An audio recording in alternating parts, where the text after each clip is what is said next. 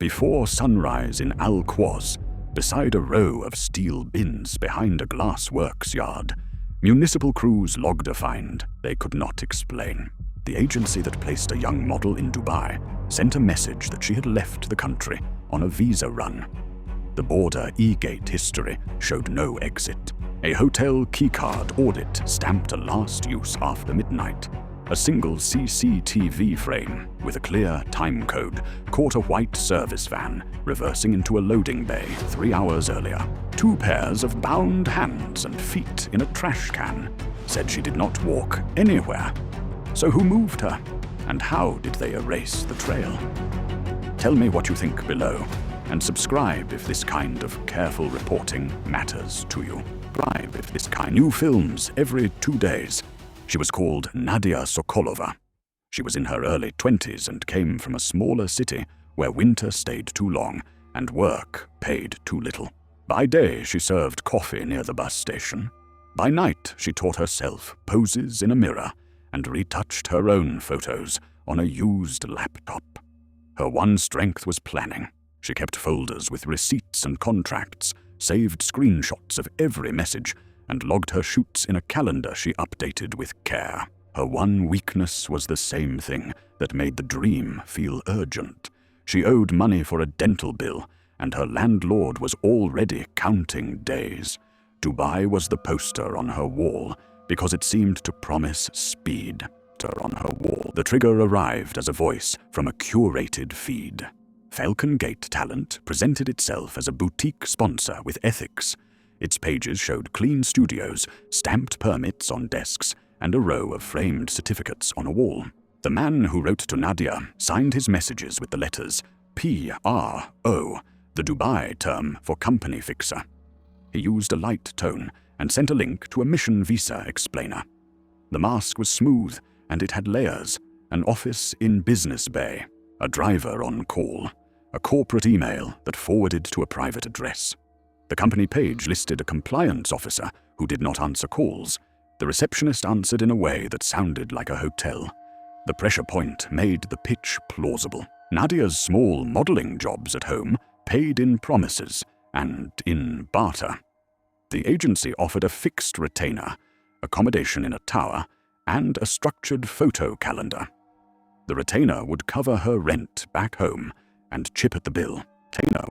A line in the offer letter said that Falcon Gate would hold her passport for visa stamping for a short time, which is common in the city even if it wears a legal grey. The apartment would be shared with 2 other women. There would be a shuttle to shoots.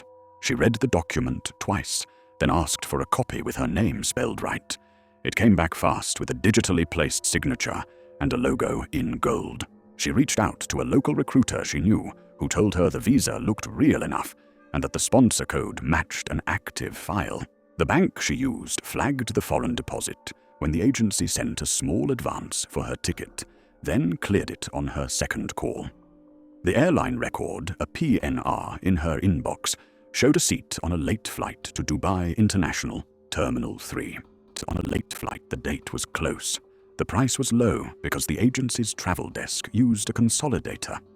She bought a new pair of shoes that would not blister.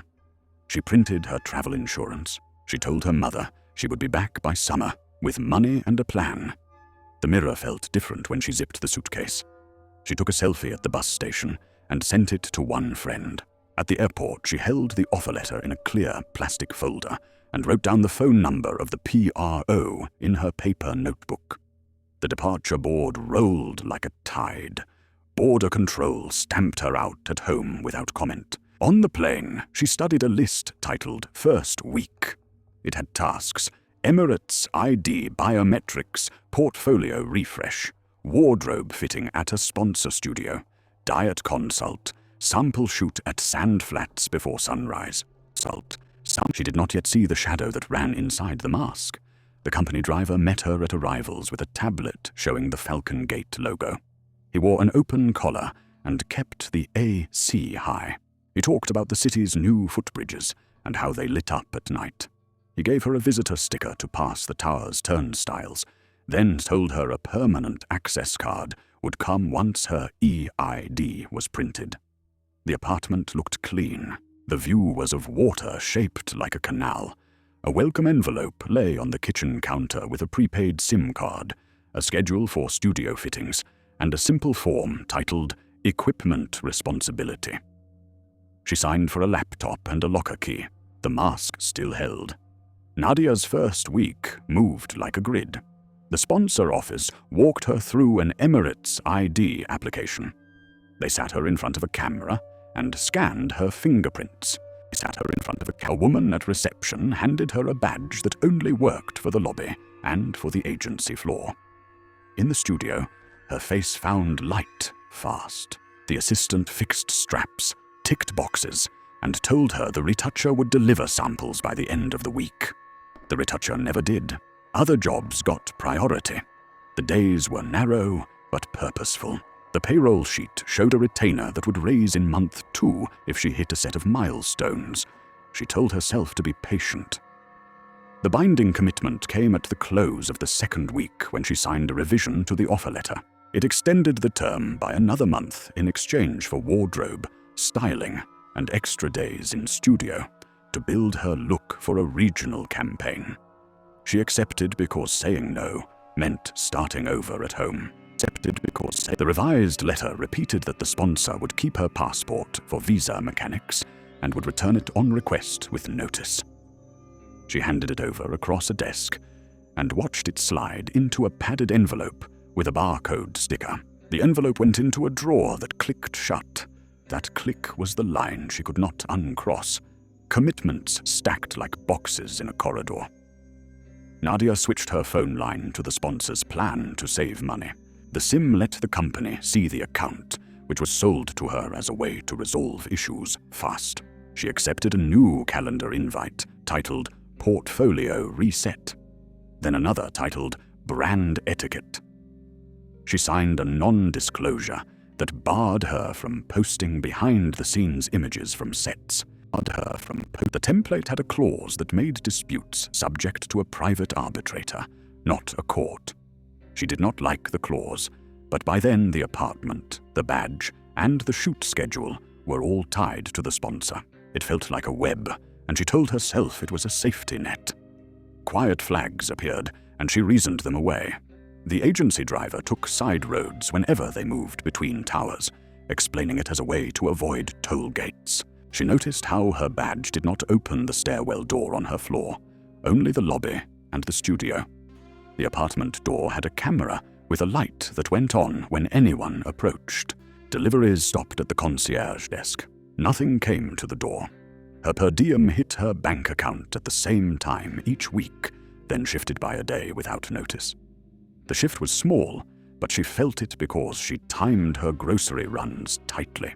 Felt it because she wrote to the payroll address. The reply came hours later and said it was a bank holiday. It was not a bank holiday. A system entered the story. It looked like order.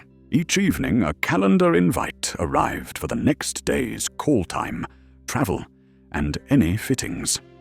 The subject lines read like clean rows, but the body carried quiet points she did not like. Phone left in locker during styling.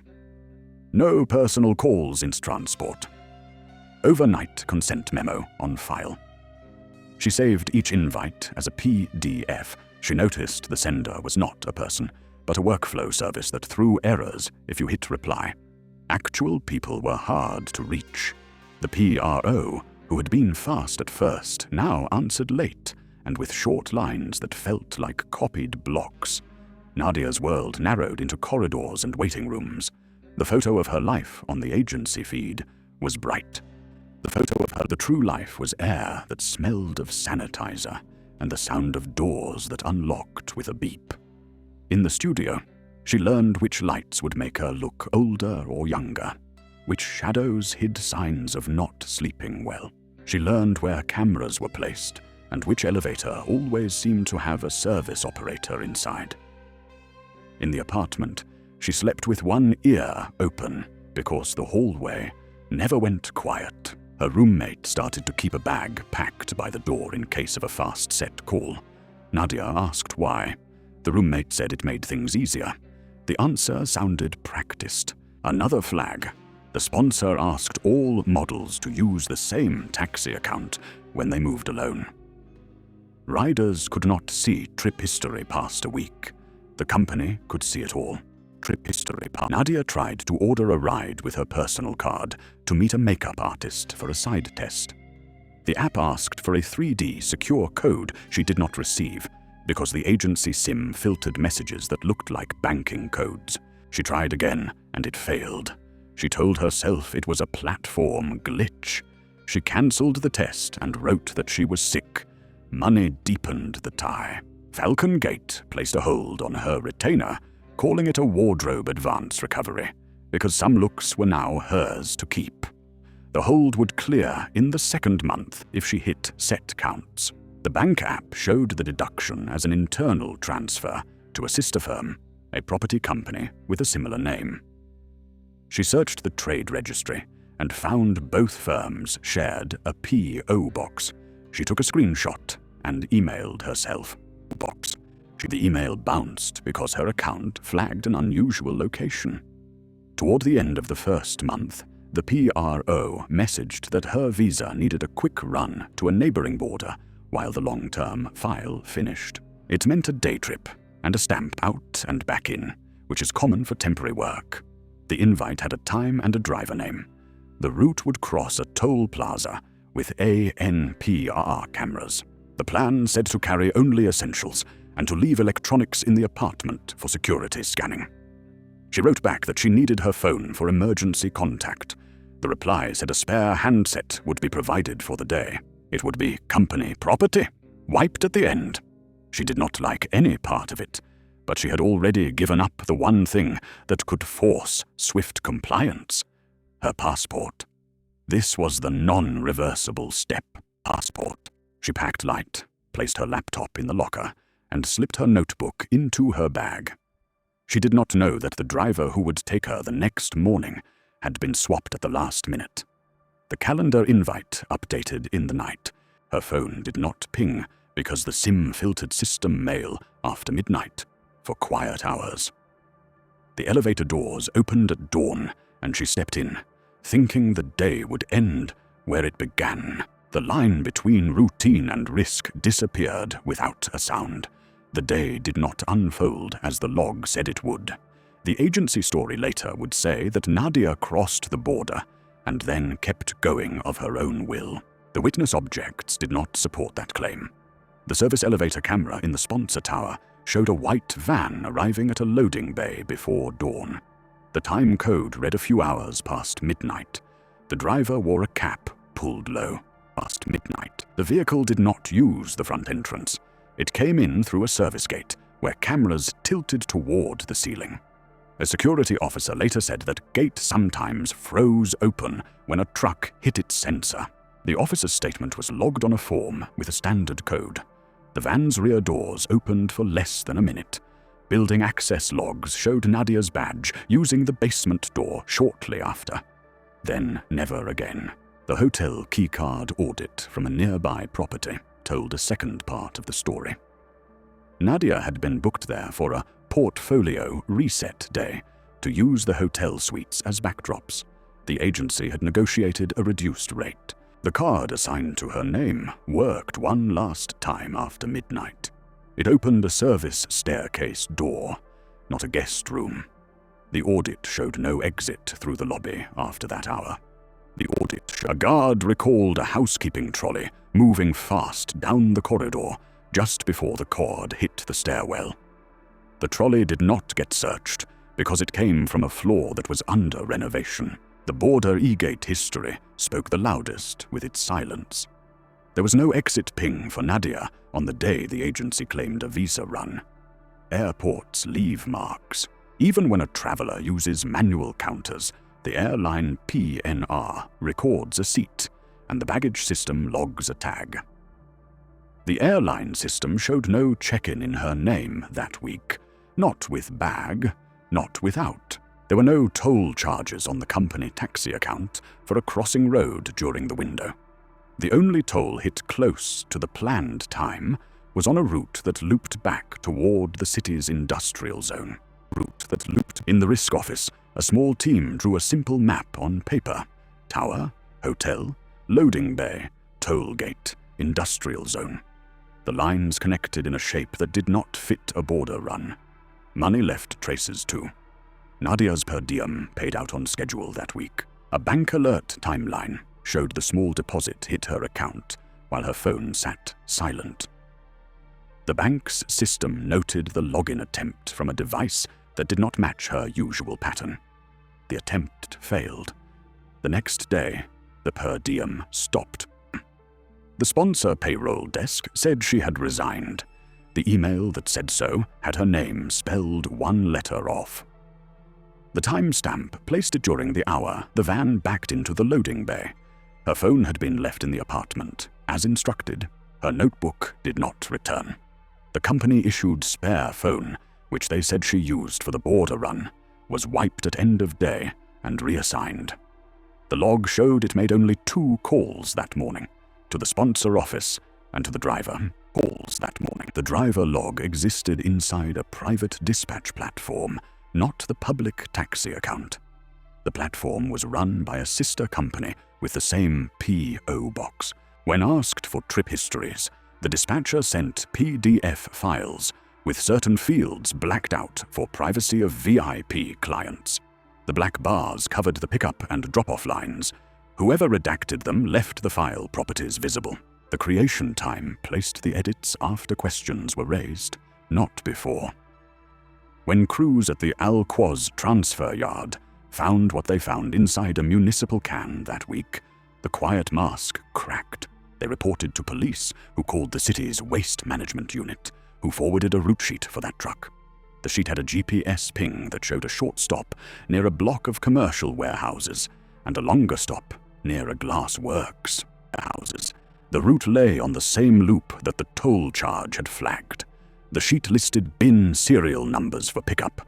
One serial matched a can behind a unit in a row that rented space to companies with letters that matched the sponsors. A visitor sticker from the sponsor tower turned up in that can as well, stuck to a piece of cardboard and printed with a date from that week. Leverage entered the scene like a shadow at noon. Without a passport, Nadia could not check into the consulate or into a new hotel under her own name. Without her own SIM, her bank app would not send codes. The sponsor could file an absconding report that would throw her into a maze of fees and a ban. That report, once filed, becomes a tool. It can make a person quiet. It is used as pressure and as cleanup. It is used. The agency later tried to file one with her name spelled right this time.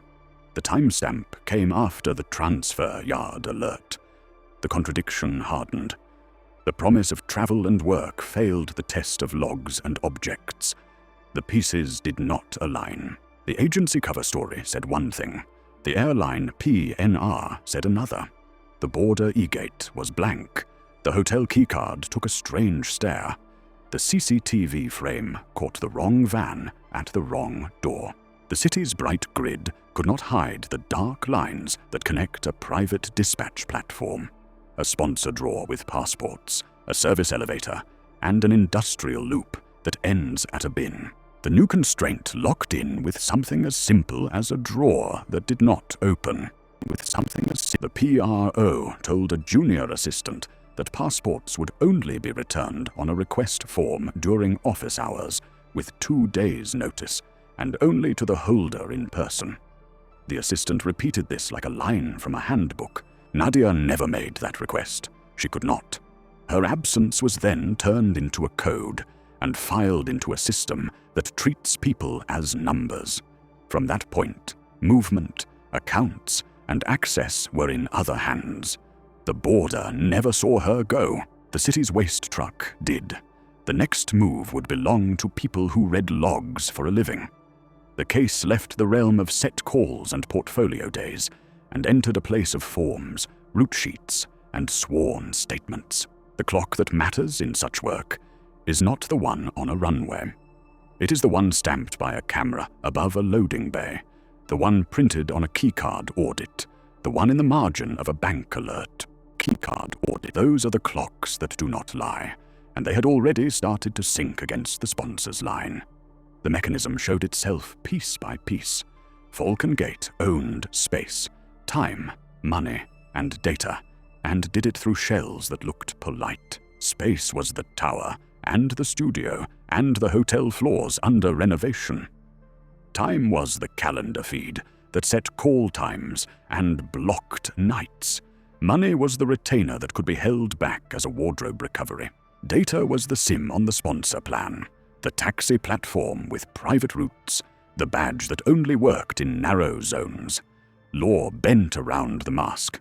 Disputes went to private arbitration.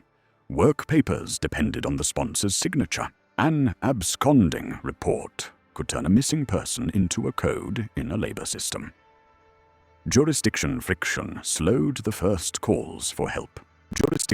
The consulate for Nadia's country could take a welfare check request, but it could not order police to act inside a private office. Local police could open a missing person file, but a labor claim sits in a different queue.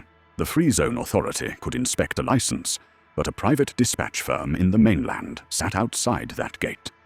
When the sponsor wrote that a model had resigned, that letter went one way. When the roommate filed a counter note that said she was missing, it went another. Systems sat side by side and did not speak. The sponsor knew this terrain. The PRO sent a neat package to the tower security desk, a letter on letterhead, a list of apartment keys returned, a summary of payouts, a resignation email that mirrored Nadia's voice but misspelled her name by a letter in the address line. Nadia's voice. Security checked boxes and filed it.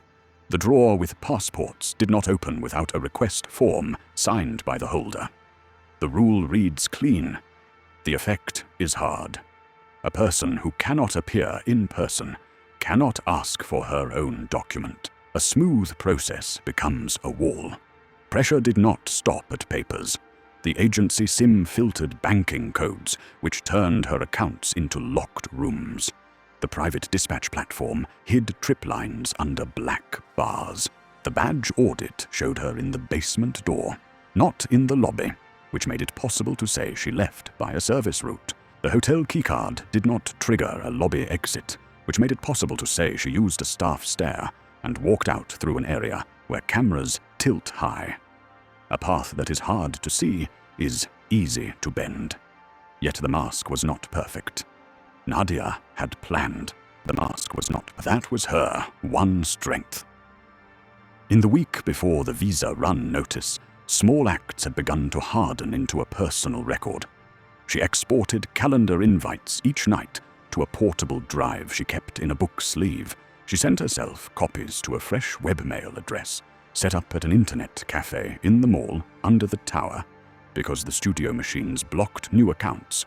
But the cafe did not. She used the cafe printer to make a short packet, the offer letter with barcodes, the clause that sent disputes to private arbitration, the P.O. box match, the payroll shift. She slid the packet into a large envelope and wrote a consular mailbox code on it that a volunteer warden had posted inside the cafe. The packet arrived after she went missing.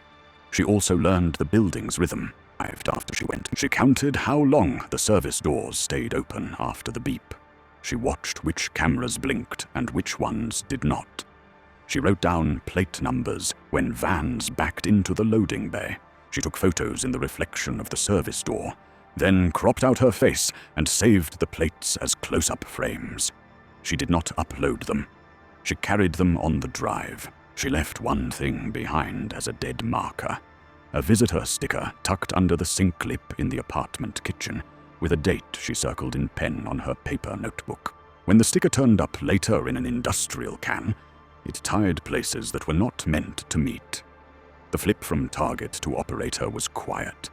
It looked like a notebook with short, square handwriting and dates underlined in pencil. Bare handwriting. It looked like a contact card for a consular warden stuck to the fridge with tape. It looked like two roommates who stopped rationalizing and started logging. Mira, the roommate, began to forward what she could to the warden using a borrowed phone from a cafe stall that sold top-ups for cash. She sent the updated calendar subjects, The invite lines about leaving phones in lockers, and about overnight consent memos. The per diem shift date, the P.O. Box twin. She sent a photo of the drawer that held passports, taken through a crack when the assistant forgot to slide it shut all the way. The image caught the padded envelopes with barcodes. Formal cooperation started with a short meeting in a public place. Cooperation. The consular warden sat with Mira at a food court and wrote a simple plan on a paper placemat. A request for passport return to test the drawer, a labor complaint to lock the file, and a timed visit by inspectors from the Free Zone unit to check the sponsor's license and the dispatch sister company's relation. The warden called a contact in the cybercrime unit to ask for a preservation order on the private dispatch logs. A code phrase was set to confirm urgent messages. The first checkpoint would be simple. Get someone from the sponsor to bring out a passport, or to refuse in writing from the sponsor to bring. The clock began when Mira sent the passport request form to the sponsor office with a date and time for pickup that matched office hours by the book. The sponsor acknowledged the request with a narrow line that said the holder must appear in person. That was the point. The team would arrive with inspectors and with a police case number, and the drawer would have to open. Once open, its barcodes could be scanned, and the chain of custody would move from a quiet drawer to a formal log. It was a small door in a big wall, but it was a door. The hour for the pickup was set for the next business day, near lunch, when offices slow and staff take breaks and cameras watch, but do not always see. The plan was now formed. The room for error was narrow. The city lights came on as the sun went down over the canal. The city lights came in the apartment. Mira packed a small bag and placed the envelope Nadia had mailed to the warden inside her own bag, so it would not sit alone in a drawer another night. The next day would ask for proof, not stories. That is the only way you move a system that prefers neat letters over messy facts. The threshold was crossed when the inspection notice went out from the Free Zone office to the sponsor email. It meant someone would have to open a door. It meant the drawer with barcodes would not stay a rumor. It meant that, for once, the mask would have to show its hinges. The evidence chain took shape on paper first. The warden drew a simple map and pinned artifacts to nodes. Each node had a date and a host. Artifact 1 was the hotel keycard audit. It placed Nadia's card on a service stair after midnight and never into a lobby. Service stair. The audit lived with the hotel's security office and could be certified by the property manager. It showed timestamps and door types. It showed that the guest room door did not open again after the setup day. It put a staff corridor into play. Artifact 2 was the building access log from the sponsor tower. It placed Nadia's badge at a basement door before dawn and nowhere else after. It also placed a white van at a loading bay minutes earlier through a camera frame with a clear timecode. The tower operations desk could release the camera clip to police with a case number. The clip did not show faces. It did not need to. It showed sequence. Artifact 3 was the waste route sheet from the Al-Quoz transfer yard. It put a municipal truck on a loop through an industrial lane and a glass works. It listed bin serials, one of which matched the can behind a unit that rented to companies with letters that matched the sponsor's brands. Rented to company. It also showed a GPS ping that lingered where it should not have. The waste unit could certify route sheets in a heartbeat. They were simple records kept for simple reasons. Artifact 4 was the private dispatch platform's trip file with the black bars. The bars hid pickup and drop-off lines. The file properties showed that the redaction was done after the missing person report. A cybercrime officer could pull the raw trip history from the server with a preservation order. The trip timeline would either match the toll hit on the industrial loop, or it would not. Either answer mattered. Artifact 5 was the bank alert timeline.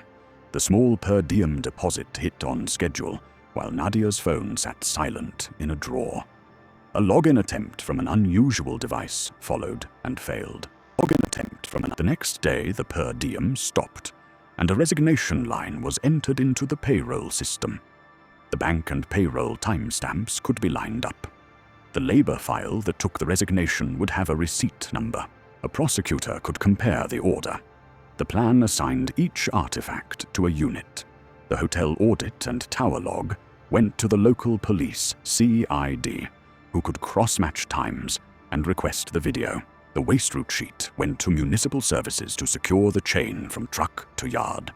The dispatch file and redaction history went to cybercrime, with the preservation order already in place. The bank and payroll lines went to financial intelligence and the labor regulator. The consulate logged a separate note to keep the welfare file open and to add the name variant used in the resignation. And to add the controlled meet was a passport pickup by the book. Mira would arrive with a stamped request form and wait at reception. The free zone inspectors would arrive minutes later to check licenses and to ask for the passport drawer to be opened with them present. A CID pair would sit in a car outside and watch the loading bay. The cybercrime officer would sit at a terminal, ready to hit send on a live request to the dispatch platform the moment a driver phone moved. The municipal waste unit would keep a truck on standby on the industrial loop to test whether anyone moved a can. The time box was tight. The pass for the inspectors had a short window. The plan assumed the sponsor would stall, not refuse. The plan assumed stalling would force them to make phone calls and to move people, and movement leaves marks. A code word would confirm when the drawer opened.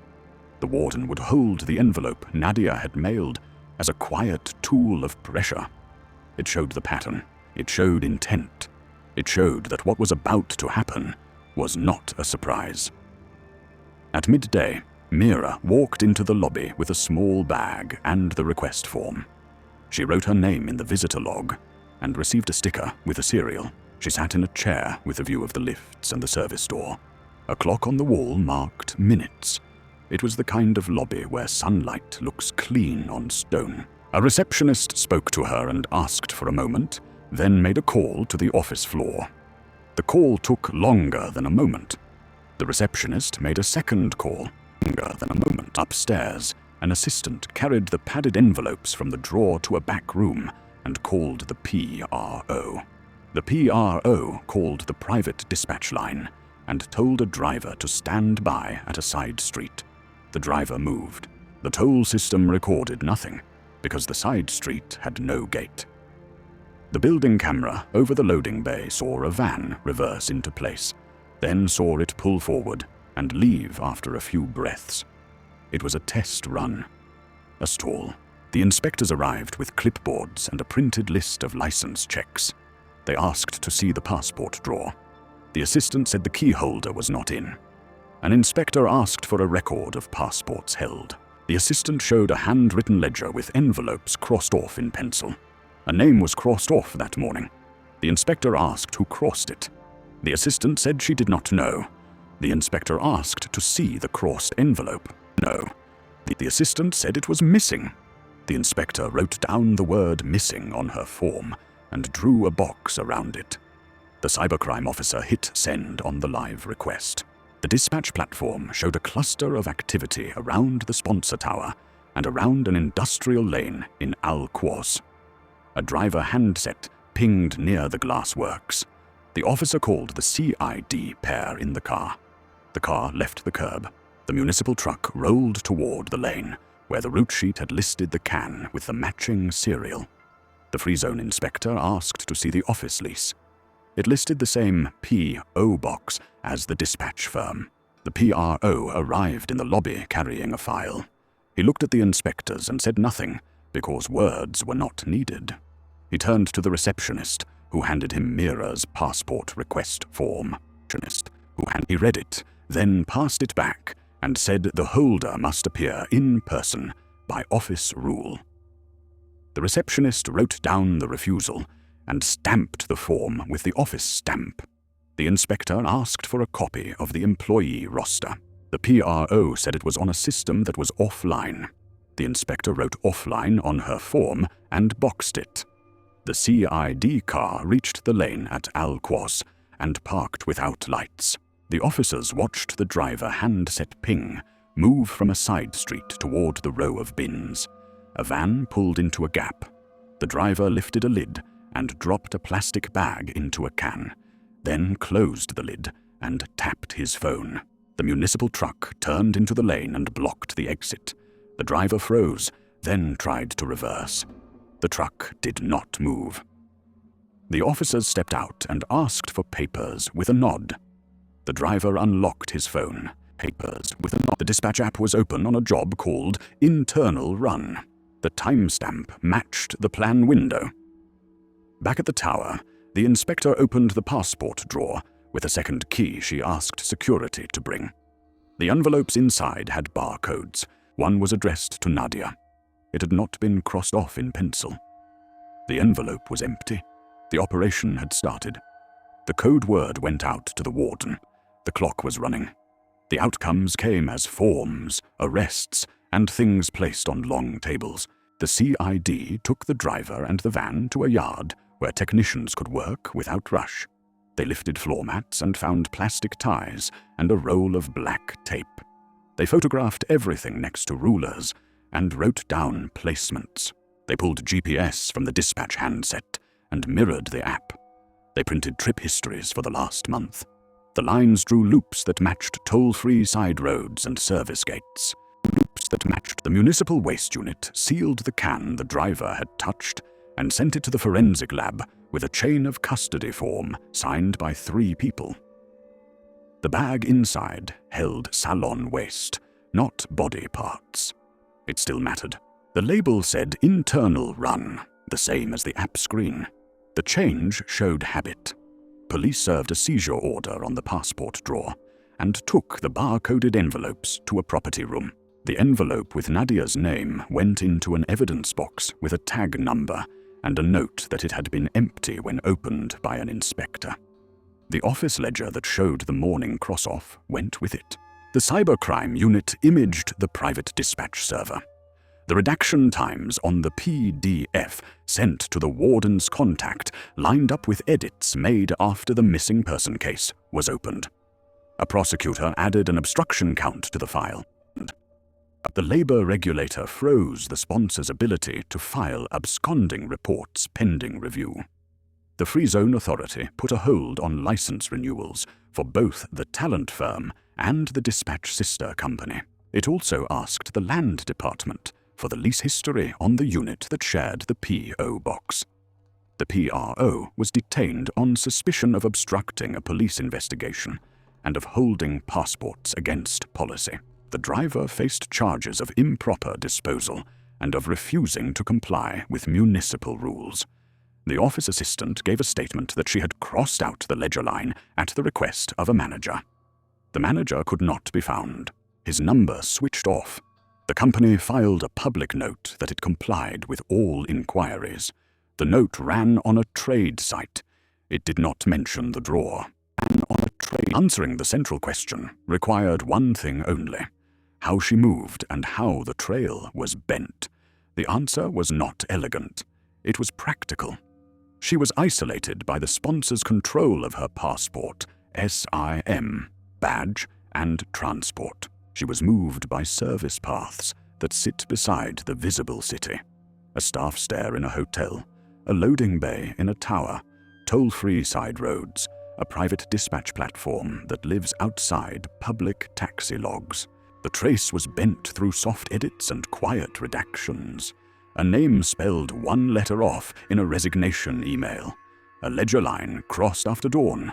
A PDF with black bars added a day too late. A can chosen on a route where cameras tilt away. None of these removes risk entirely. Together they slow questions long enough for people to breathe and say it is complicated. The case did not end with a clean close. The city lab matched trace fibers from the van to the service elevator mat in the sponsor tower. It matched adhesive from the tape to a roll in the office. It matched a glove print in the van to a box in the dispatch office. It could not match tissue because there was none left to test beyond what the transfer yard crew had found, and even that came without a full body. Without a body, a murder count is hard to file. The prosecutor built a file on unlawful retention of documents, on obstruction, on tampering, on use of unlicensed private transport for controlled movements. Those charges hold. They do not speak to the full harm. Partial disruption was the honest result. The PRO stayed in detention while the file moved. The driver pled to municipal and obstruction counts and named the manager. The manager left the country through a land border a day before the seizure order hit and did not return. The Free Zone terminated the sponsor license pending outcome. The dispatch sister firm re-registered under a different name in a new office with a fresh sign on the door. The labor regulator sent a circular reminding firms that passports cannot be held. The circular used plain words. Words are a start. The consulate coordinated with police to return personal items from the apartment to Nadia's mother. The bag included a book sleeve with a small portable drive and the cafe prints she had made. The packet went into a family box that also held a lock of hair from the last salon visit and a bus ticket stub from home. From the last salon, the warden walked the mother through the forms needed to keep the welfare file open and to attach her name to any later court dates. A quiet fund paid a lawyer to sit in hearings and to press for access to logs whenever new names surfaced. The legacy reached beyond one drawer and one tower.